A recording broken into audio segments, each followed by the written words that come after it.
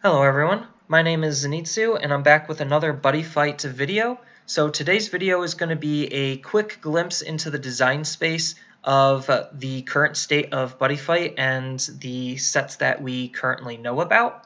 So with the ending of Ace, because they just had their Climax booster, it puts Bushiroad in a very interesting position in which they need to fill out their schedule with something not story related in their main sets. So what they're doing is two things. They're first printing crossover sets, and second, they're printing legacy support sets. So I'll touch up on crossover sets very quickly because I think it's important to talk about, and I think crossover sets are on the decline, and I think we're going to start seeing less and less crossover sets, at least printed in the English language. It's a very, very complicated issue on why I think that way, but I think that Bushy just didn't handle crossover sets well enough for them to stand out like they should have. We're probably going to end up seeing less crossover sets. And the second thing that they're doing is legacy sets.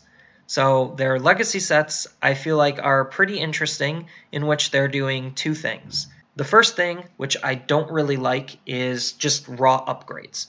Raw upgrades, I feel like, is very, very bad because it puts an interesting position on the player where if they don't have the deck already, it makes it even harder for them to get the important pieces that weren't reprinted in the new set. While I always like them supporting their legacy support stuff, it puts a lot of pressure on the player to try to get the relevant cards that they need, and usually when that happens, the cards become either A, really expensive and unaffordable, or B, you just can't find it.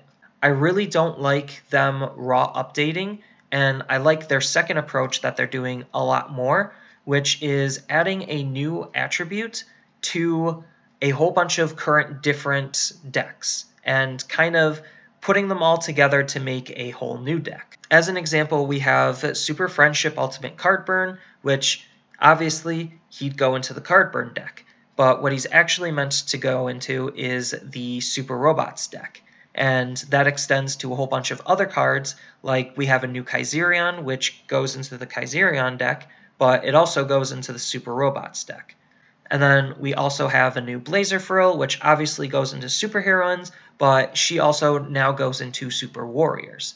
So they're kind of taking a new approach and sort of eliminating the need to reprint cards just by making a whole new deck with current and existing archetypes, which I think is very, very good because it gives multiple uses to a single card. So this extends to Volume 3, which I feel like is pretty interesting because, again, they're taking that same approach where they're either A, raw updating, or B, giving a new attribute to a select few cards to basically soft reboot the deck and make a new deck.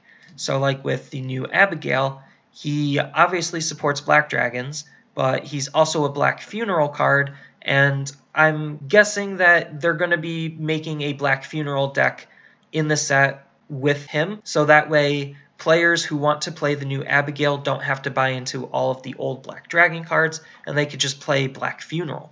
So I think taking that second approach of just creating new and weird attributes, it might seem off, but it's actually ingenious because it helps eliminate the need to reprint cards as much by creating new decks for you to play with, while simultaneously updating older decks if you already have those older decks. Overall, I think what they're attempting to do with Buddy Again Volume 2 and 3 is very, very good from that aspect, but they still need to reprint certain cards just because of how unavailable they are. With all that being said, feel free to tell me your thoughts in the comments below, and I hope you like and subscribe for more Buddy Fight content, and I will see you in the next video.